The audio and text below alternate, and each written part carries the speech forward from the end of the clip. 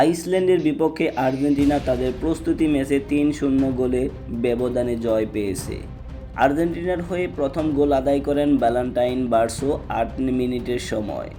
তারপর দ্বিতীয় গোল আদায় করেন লিওনেল মেসি পেনাল্টি শুটআউটের মাধ্যমে ম্যাচের ৭২তম মিনিটে এবং আর্জেন্টিনার হয়ে ৩ নম্বর গোলটি আদায় করেন থিয়াগো আলমাডাস ম্যাচের ৮৬তম মিনিটে, যার ফলে আইসল্যান্ডের বিপক্ষে ৩-০ গোলে জয় পেয়েছে মেসির আর্জেন্টিনা।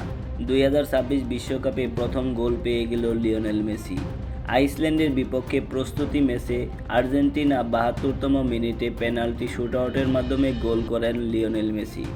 গত বিশ্বকাপ থেকে শুরু এবারের বিশ্বকাপ পর্যন্ত লিওনেল মেসি কিংবা আর্জেন্টিনাকে নিয়ে যেন পেনাল্টির তকমা থামছেই না। এবারের বিশ্বকাপে প্রথম গোল পেয়ে গেল লিওনেল মেসি, কিন্তু সেই গোলটি পেলেন পেনাল্টির মাধ্যমে।